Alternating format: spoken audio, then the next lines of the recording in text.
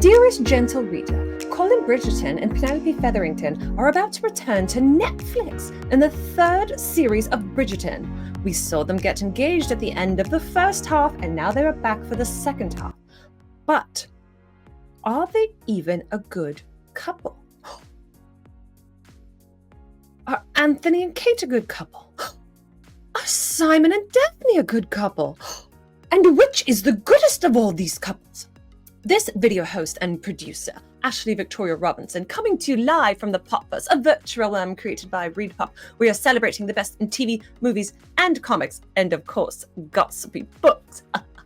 I'm here today to explore this with you. That's right, my friends. If you, like me, are a fan of Regency romance stories and you love Shondaland's Netflix series Bridgerton, you probably have some spicy takes coming up with the second half of the series coming out. I'm so excited. I can't talk about this alone.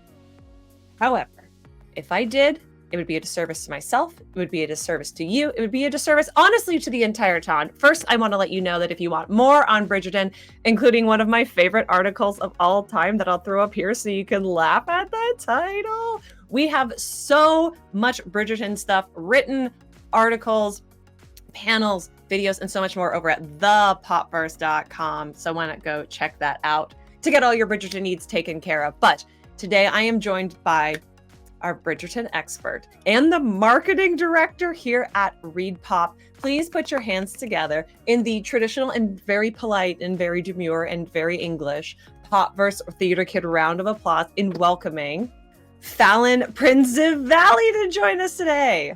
Hi, Fallon. Thank you for joining me to talk Bridgerton today. Hi, I'm so honored to be here.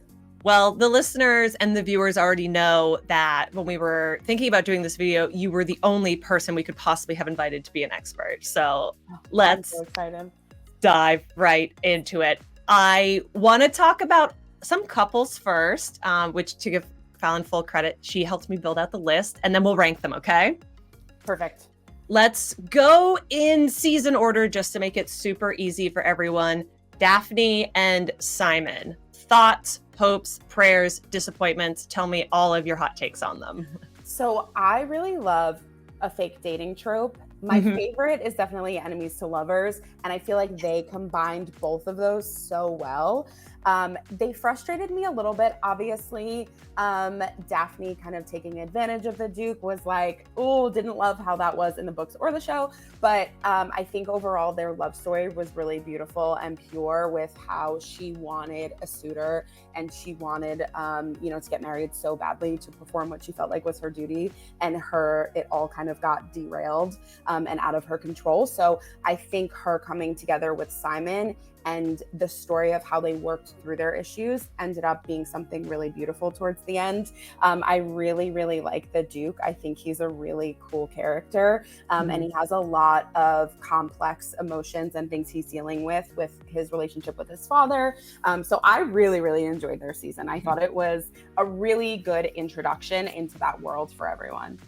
I'm really glad that you brought up some of the, we'll leave it at ickiness, that happens between those two characters. It is much more prominent in the book, which obviously was published further in the past than the television show. And I think it's a great case for how adaptation can improve on things, because the way that same plot point is handled in the show is handled, I think, with like a lot more sensitivity than it was handled in the book. I also think I wasn't huge on Daphne in the books. I also think in adaptation, she's a much more likable character in the television show. I mean, and then like Regé-Jean Page, like no notes, perfect. 10 out of 10. I'm very, very sad that he decided not to proceed with the show, because I think they could have brought them back in such cool ways. But I'm hoping maybe he'll change his mind one day, but we'll see. Yeah, if anybody has read till the end of the first book, there is a fun little crossover with Colin and Pen that would be really lovely to see in a little flash forward if we got to it. I want to ask you this because this is something that like kind of irked me. I did think in the first season that we got to their happy ending very quickly, and I would have liked to have seen it drawn out a little more, which seems to be what happened in the second season. What did you think about the pacing of their coupling in this first season of the show? Yeah, so I'm going to be honest. I think in general, with actually the first 2 seasons, and this is what I'm really hoping doesn't happen for the second part of season 3, is that you kind of get all of this build and momentum and like a slow burn, or them fighting and being against each other, especially in the first 2, because they're both enemies to lovers stories, that it's like when they actually get together is like the last part of the last episode is what it feels like. And so you're like, wait, but I didn't get to see them like happy and in love. I do think with Daphne and Simon, you do get to see that a little bit when they finally figure it out on their honeymoon, before she realizes why he will not do what he does for them to have a child, or whatever you want to call that. But so I'm really, really hoping, I know this is a little off topic, but I'm really hoping that for season 3, we get to see Pen and Colin in love. We'll get to that more, but I do think for both the first and the second season, it was a weird pacing, and we didn't get to kind of be in that happily ever after bubble for as long as I personally would have liked. Okay, we've talked a lot about second season, so let's get right into it. Anthony and Kate, I'll reveal they're my faves, because I'm huge on enemies. Like the longer they hate each other, the happier, the better it is. Exactly. She like very nearly swings on him a bunch of times. I think a huge part of it is the 2 actors have such fantastic, I think they have the best chemistry, in my opinion, so far. Obviously, leaving off the second, I think season 3 is going to rival it now that we finally got to the fun parts, but I really, really enjoy them. It's such a classic, like Austen trope between the 2 of them. And I know you've talked a little bit, but anything else we want to add about season 2's couple? I would actually say, I think Anthony, since the beginning of season 1, has been my favorite Bridgerton brother. Really? And so I very much enjoyed him, the dichotomy of him like trying to figure out how to be responsible for his family while also leading with his heart, and with what he wants. And I think that has been a constant struggle, or was a constant struggle for him in season 1 and then in season 2. And so I really was excited about his story as the Viscount and the head of the family. And I think they did it really well. And Kate is just absolutely perfect. She's so beautiful. So beautiful. So lovely. And I love that like he really needed someone that could rival him, that could give and take as much as he did, and really be a partner, as opposed to just a wife who would like adhere or submit as they did in those days. And I feel like he really found someone in Kate that he can rely on. So I really, really love their story as well.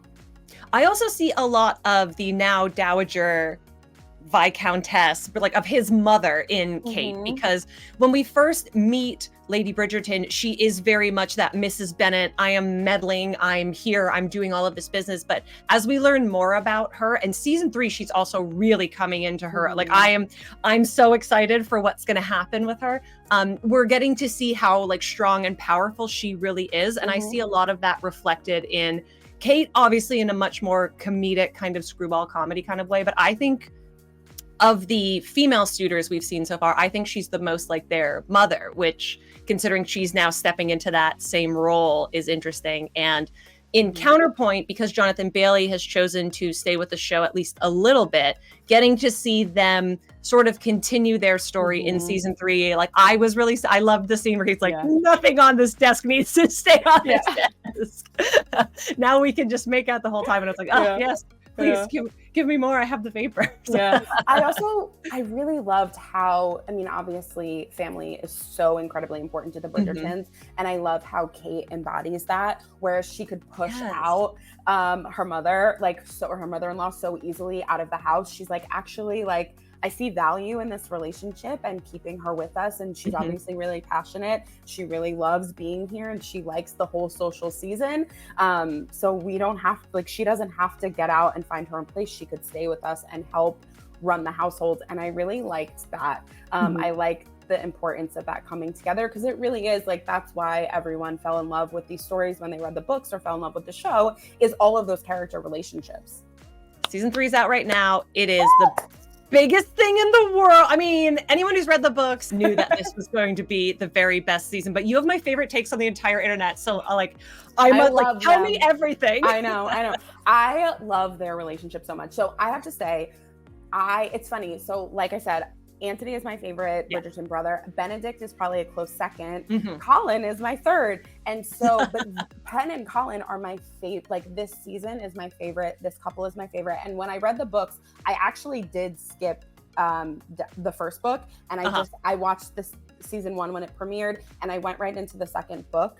But when I got to Romancing Mr. Bridgerton, which is Pen and Colin's story, it was my favorite book by far out of all of them. I just love Penelope's character so much. I love the idea of a wallflower who just changes her gains her confidence by doing something that a woman could never do, which is this gossip column that nobody knows about. And she really gains that perspective and her confidence and her independence, and that confidence just showing that glow up. We love a transition scene and a makeover scene, having that glow up and changing the way she looks and her style, leading to people taking notice in her. I love that storyline so much, of someone who is was so worthy the whole time, but so overlooked, really getting that spotlight and that interaction and that love story. I also am I'm a plus size girly. And so a justice for all the short plus size girlies out there, because that's really why I think I think a lot of other women really connect to her story so much and really like to watch a woman in the spotlight and in a romance story that's none of it is based on her weight at all. It's just based on her and her relationship. And I love that. I really, really hope, like I said, that we just get to live in bliss and happiness in part 2 of this season. I just want to see them together. So happy, having sex literally everywhere, like doing whatever. I think we'll get that. From what I can tell, I'm very curious to see how they do the carriage scene. So in the books, if viewers have not read the books, that carriage scene actually takes place after Colin finds out that she's Lady Whistledown. And so I'm very curious to see how that drama will unfold once he finds out. If I remember correctly, there was a scene where everybody finds out in like a ballroom. I don't even remember if it was at their wedding. I need to reread the book because it's been a while. And Colin like stands by her, not just to Mrs. Featherington, but also to the entire town. And I just love that moment of him coming by and supporting her. We just love it. Oh, sorry, I could gush about them literally all day. So please do. I really loved the carriage scene and moving it where we did in the adaptation, because obviously they had an inkling that there was going to be a mid-season break before we were all left devastated and screaming onto our Instagram stories about it. But I love the way that scene is shot, because there's a lot of discussion about like sexuality and sex on camera and male gaze versus female gaze. And female gaze is hard to explain. It's like, I know it when I see it, and it's not just about centering a man sexually versus centering a woman. But to me, that scene, I'm like, that is the female gaze of an intimate sex 100%. Scene. Like that, like it was so, I was like, whoa. It was very hot. I can't, like, I'm thinking about it and I'm sweating hearing that Pitbull song. Like when my fiance would catch me just like on my phone and that song would come up, he's like, "Are you watching this scene again? Like, are you doing this?" And I was like, "Yes." Except I'm watching clips on TikTok, like totally different. Just in my brain. Yeah, exactly. It's just like plays on repeat. That's a really good point. I think they did it. It was so beautifully done. And I'm very curious. Nicola has said that she actually, one of the sex scenes in the story, I think she's like completely nude or something. Yes. And she said that it was her decision. So I'm very curious to see how they continue to play on that, because I do think that all of the sex scenes in this series have been really well done. That one in particular, I feel like is such a raw moment where you can see them connecting. And it's interesting if you go back and watch it from, I ended up, after watching part 1, watching it again from the beginning of the series. You see constantly these little moments of where he's looking in the crowd for her, or he lights up when he sees her, and they have this great, it's, friends to lovers, and they have this great friendship, and they're constantly writing letters to each other while he's traveling, and they're both independently chasing their dreams, but they don't really know necessarily all the details about each of their dreams. Obviously, Lady Lucidon is a huge secret for her. So I'm really excited to see what they'll do and where they'll take the story away from the books, kind of, because obviously I think it's going to change quite a bit in part 2. I would love to know, because Colin is kind of in his villain era right now because we don't have the back half of the season. So like I tweeted this and the entire internet got really mad at me as if it wasn't, I was trolling, but I was like, Colin sucks, Pen deserves better.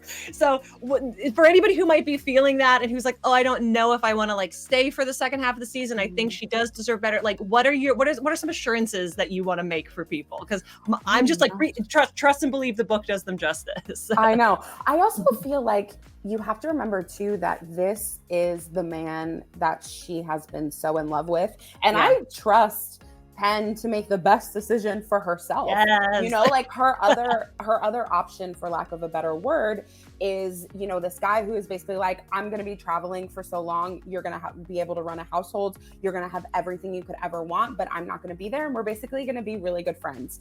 And it's that, or it's this like passionate romance of this man who has seen her and she's been in his line of sight this entire time. He just was completely blinded by the fact that it was her sister's best friend. And so he didn't really understand and didn't really see or realize that she was the person for him.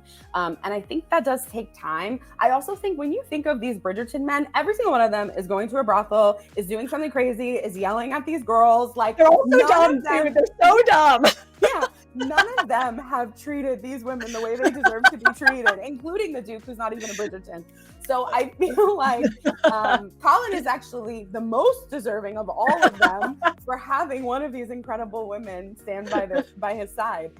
So I'm excited for people. I do really think that their minds will change once they see the story develop. I really just think it's a classic, like, you know, a best friend's brother. Like, he doesn't see you that way. You were very young. I also think, like, to be fair, the timeline in the books and the timeline in the show are completely different. Vastly and I think that's different. really important to call out. So in the book, Pen is like in her late 20s, I think, at this point. Colin has been gone traveling. Yeah, basically. Yeah.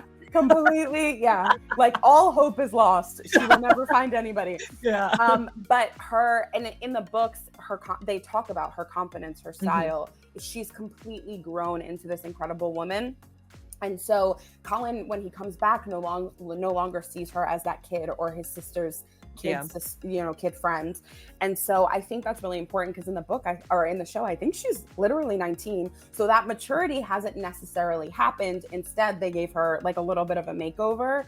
But I do, it was like a little different. But I do think that that's part of the reason why people who have read the books maybe feel a stronger connection to Colin, because they were able to see more of that maturity than you do get out of the show. But I do kind of love a jealousy moment too. So when Pen has other suitors or other people who are interested in her, him kind of getting that kick. And like that kiss moment too was like Colin doing something so sweet for her, because she's like, I don't want to live in this world not having a moment like this that would be so important to me and would make me feel something. And then for him to do that and for it to just awaken something in him where he's now cannot get her out of his head, I was like, yes, bring on the Colin torture. This is what I want. I want him to be tortured until he realizes that she's the one for him. That moment, that kiss where she is so vulnerable with him, I think resonated with so many people, because I remember being a teenager and thinking that, like, because, you know, everything is so heightened when you're thinking like, oh, I'm 16 and no one's ever, like, my life is over. No one's ever going to love me. Like, it's so real. And it's another reason why I think like Shonda Rhimes, this Netflix, this time, this moment is such a perfect time to adapt. And we're so lucky to have the adaptation of Bridgerton that we did and that we do have as it's unfolding, because it could be just like a straightforward adaptation of the books, which would still be good. But there is something so magical about this. Okay, let's talk about everyone's favorite problem child. Let's talk about Benedict. I love him so much. That's such pure baby. I know. The memes about him are my favorite, like where they go through, like, and they show Colin like taking the rope and pulling, and then they show Benedict and he's just like, like looks like he's struggling. I feel like justice for Benedict. Absolutely. He is amazing. He's just like this sweet baby child, and you want to protect him at all costs, and he just wants to be this like incredible artist. I'm very excited to see what they're going to do with him. So a lot of people think that his partner is going to wind up in the Masquerade, and that potentially we've met her already. Maybe we haven't met her yet. Who could possibly say? Who knows? And it looks like they are teasing a Masquerade at the end of part 2. So I'm curious to see if that develops. Personally, and we can get to this because I would love to talk about Eloise too. Personally, I wish that they would make him bisexual and give him 2 partners and show a polyamorous relationship. I would love that. I have heard it's in Julia Quinn's contract that they cannot change the outcome of the relationship of the Bridgertons specifically. So I'm very curious to see. I feel like if you did that with Benedict, you could still give him the partner, but you would just add a little partner. So because I like that they showed same-sex relationships in his storyline. I like that they showed an open relationship in his storyline to give a little like I want to say to give a little modernity to the story, but really those things are not modern. It's just that they're less taboo, labeling and they're them more as modern. accepted. Right. So it's just more broadly accepted and widely talked about. And so I would love to see them bring some of that into the show, like they do with the music, like you know, bringing those relationships in. So I think that would be an interesting way to take his story and change it for the show. Would you rather see like an open relationship or a polyamorous situation, or more like a why choose where he just has his choice? I love why choose. So do I. Wow, all these tropes that I'm obsessed with. Why choose, fake dating, enemies to lovers. I actually would be fine with any of them, to be quite honest. Like, just let Benedict choose whatever he wants. Oh my God. Relationship. Give him all the things. Like, he deserves it after what they've done to this poor baby. Oh, I know. He does such a good at walking this, what I call the sad boy line, where he's not like a tragic anime hero. Yeah. But he doesn't get like, he's not the Jonathan Bailey edit where like, having read the books, you know it's going to happen, but like, I don't necessarily believe that he's going to get the happiest ending the easiest way possible. Yeah. He's just so sad. I just love him so much. I know. He needs to be slapped, but then he also needs a nice cup of tea to make up for it, to sort himself out. I know. Okay. And I think it's interesting that he's like gravitating towards older women, because I do feel like he is kind of a little more loose and immature in a way compared to someone like Colin, especially, or Anthony. And so I'm curious to see if they'll bring a little bit of that like femme-dom energy into his life. That'll be interesting. We would love to see it. Let's go even queerer. Let's talk about Miss Eloise. I know. Like I said, I think I heard that it's in her contract to not change the outcome of the relationship. But who is not obsessed with Eloise and Cressida and their relationship? I would love to see that become romantic. I think that would be incredible. They do. And they're like, Cressida is just absolutely like, at first I was like, no, I hate this girl. Same. Especially like, I'm sorry, Pen is my number one for life. You cannot be mean to her. And Cressida has just been mean to her this entire time. But really showing like that character development was so good, and props to that actress because she's done an incredible job. Long game. Yes. I saw a reel recently that was like that makeup and like costume team had to. She looks like she's in the Hunger Games. Her ugly. Yeah, like because she's beautiful, and so they put all of these weird things on her. Yeah. It's just like wild. Her hairstyles they're not it. The queens, absolutely, I can get behind. The crystal swans that are in there, absolutely. But Cressida's, I'm like, what are they doing? They're just gluing. What else can we glue to her wig today? I know. How can we like put her hair more in her eyes? Like, it's wild. But yeah, I would love that. I think it would be interesting. I actually haven't read Eloise's book, so that has been a little bit spoiled for me because I found out who she ends up with, and I'm absolutely like, what? That's gonna be wild. So Eloise has always been, I think, my favorite Bridgerton, just because she's the weird bookish one. So if typically if you're the weird bookish girl reading the series, it's her or Pen who you kind of get on board with, and you're absolutely. Like, this is me or this is me. And I've really, really enjoyed her coming into her own. But yeah, this season watching Cressida, I was like, do I love you? I know. What is happening? Are we vibing? Yeah. Am I willing to forgive everything that you have done to every single know. Bridgerton up to this point? I know. She's like the mean girl gone good. You know, it's just, Yeah. and I feel like sometimes you can't help but like the mean girl, Mhm. especially because you're like you start to see her home life and her experience, Yeah. and you go, oh, that's why you're that way. It's not an excuse for being mean to Penelope, and I'll never forgive you for that.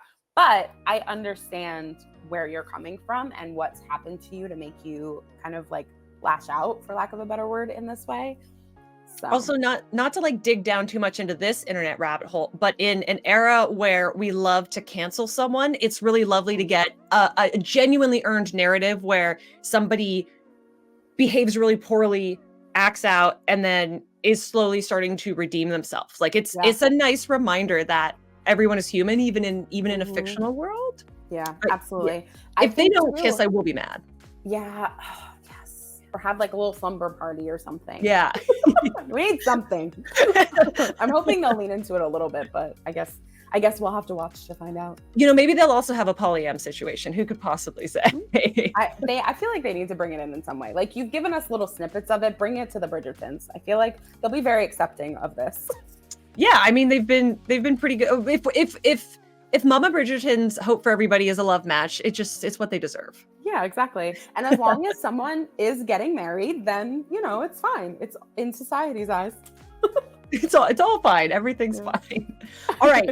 Shall we do the hard job? Shall we rank our couples? Yes. We'll just do the 3 that we have officially seen, officially in the show, and then everybody can fight about the other 2 in the comments. But Fallon, as my guest, I will love to let you go first, just if you want to rank our 3 in order. Okay. Penelope and Colin, like just hands down, that one's without a doubt. For me, it would probably be Kate and Anthony second. Yeah. I love an enemies to lovers, and that enemies to lovers was just perfection. Yeah. And then we're gonna go with my second favorite trope, which is fake dating. So I'll have to give that to Daphne and Simon coming in at number 3. So mine is going to be very similar to yours, but I think I'm putting Anthony, who I always call Anthony because I'm trash. Took me a while. I know. And yeah, anyway, names are wild. They're just a collection of syllables. Anthony Kate, I think, is my favorite in the show right now because we have only seen the first half of season 3. Pen and Colin, who definitely have a good chance to overtake them. And then I'm going to go Daphne Simon last. But I do want to acknowledge that I don't know if Daphne Simon would be anyone's number 1, because when you go first in a series or you go first and you're establishing a set of tropes, you're the guinea pig and you either make mistakes or you don't get as much development as by the time you get further down the line with further couples, you're doing more inventive things because you've done the most straightforward. So it's not because I don't like them, but it's because they're kind of the most straightforward of everyone that we've seen so far. Yeah, I also feel like Colin and Penelope, we've now seen for 3 seasons. Yeah. We don't, because Reggie John Page didn't come back, we only got him for 1 season. So we only got to see the 2 of them together for that 1 season. And I almost think that kind of hurts their ranking a little bit, because had we seen that develop over 3 seasons, we might feel a lot differently. Hopefully he'll come back at some point. Oh, fingers crossed. I can only hope. Fallon, before we talk about you, is there anything else that you want to say before we leave our Bridgerton couples ranking?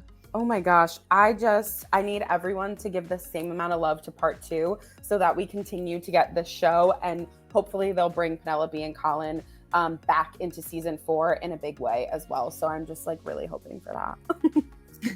So Fallon, in my intro of you, I talked about that you're a person who works with Repop and you're so amazing and you keep us all together. And I would love if you could explain for our viewers, what do you do? I'm the marketing director for Repop. I oversee very specifically our Comic Con portfolio. So I work on New York Comic Con, Florida SuperCon, Emerald City, and C2E2. I also oversee the teams who run marketing for Star Wars Celebration and Magic Con. And I work very closely with our Popverse marketers as well.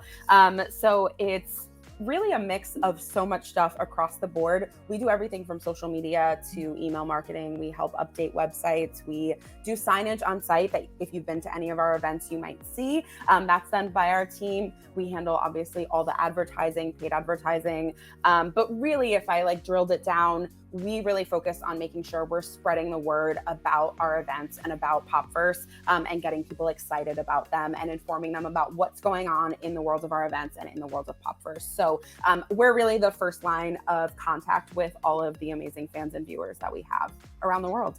So if you've ever liked any of the vibes that we've given off online or that any of the shows have, Fallon is a huge, huge part of it. And honestly, the bar that so many of us hold ourselves against, because you're very good at your job. Oh my gosh, that's so kind. Thank you so much. We actually call our marketing chat Chasing the Vibes. So that's like our goal is like we're chasing the vibes and everything and making sure we're bringing that to people at home.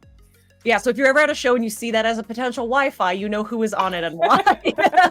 100%. Fallon, before I let you go, would you like to tell people where they can find you online, where they can follow you for all your best Bridgerton takes and so much more? Or do you want people to leave you alone? No, it's totally fine. Yeah, no, come say hi. I am Queen Fall on Instagram. I'm dabbling in Threads. I don't really use Twitter anymore, but Instagram is primarily what I use, and I love to talk to people via stories. So. See, and it was so important that the phone went off to remind you that you have to follow Fallon on all social medias. Fallon, thank you so much for joining us today to talk all things Bridgerton ranking. I have a feeling we'll be doing this again in future. Well, my goodness, these two women and Whistledown have had so much to say about all the Bridgerton couples. I simply don't think I can go on. I'm going to have to close the book on this and be so grateful for such a wonderful video. While I'm here, you know what I think I'll do? I think I'll go down and I'll click the subscribe button very daintily. There we are, click. I think I'll click the bell so the next time they do any type of gossip, any type of Bridgerton content, I will be notified almost immediately. Because, of course, I've been your video host and producer, Lady Ashley Victoria Robinson, coming to you from the Popverse, a virtual web created by Read Pop, where we are celebrating the very best in TV, movies, comics, and everything that you need to know about the ton. Be sure to visit the website so that I can get all my information on that and anything else that I may need. And to that, I will say, toodaloo. I hope your dance cards remain full, and I shall see you next time.